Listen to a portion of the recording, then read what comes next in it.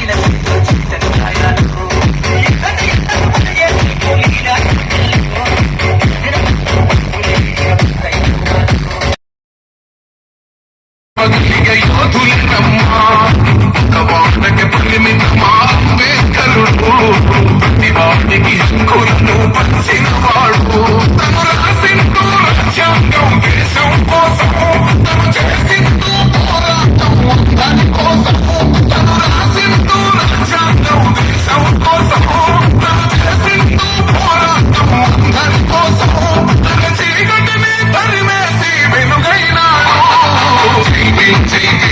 జనగుండె నినాదము అందరం ఒకటై నిలవాలి సమాజము చైతన్య ఒక ప్రవాహము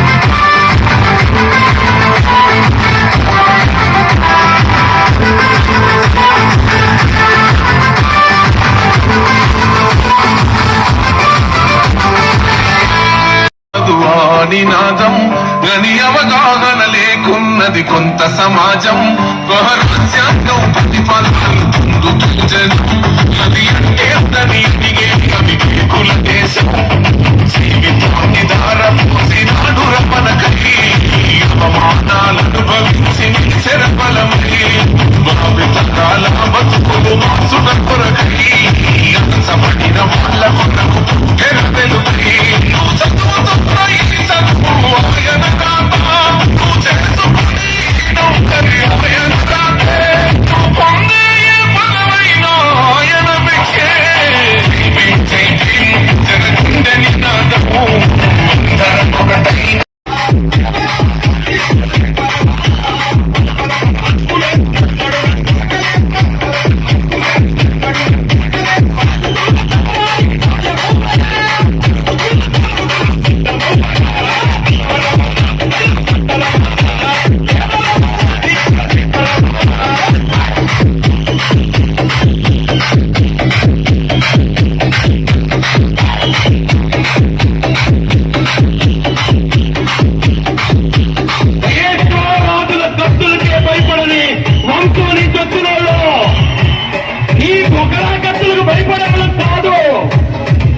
DJ songs.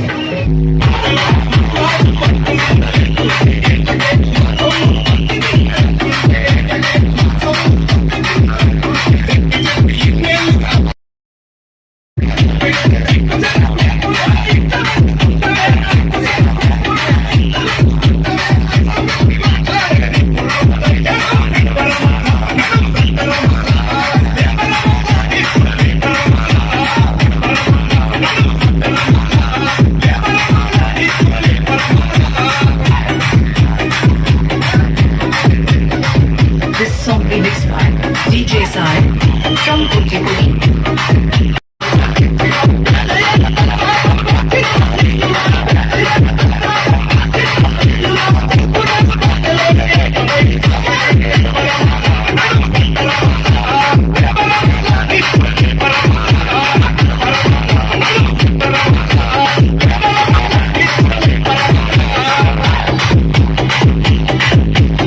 DJ Sai.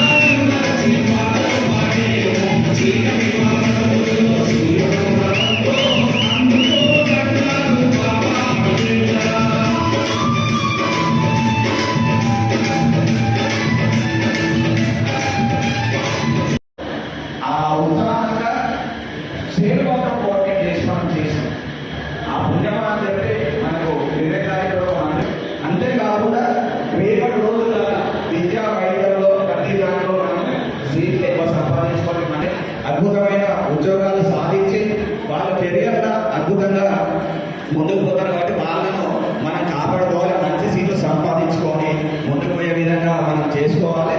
అందరూ మన ఐక్యంగా ఉండాల్సిన అవసరం ఉన్నది. ఒకరికొకరు అండగించుకోవాలి. ఎవరైనా కూడా మన సంఘం, మన మాల సంఘం అంటే అసలు పోలీస్ స్టేషన్ పోతే సీఐలు కానీ ఇవ్వాలి కానీ ఇక్కడ ఉన్నారా నిర్మాణాలు ఉన్నారా అన్నారు. ఇదో సార్ చూడు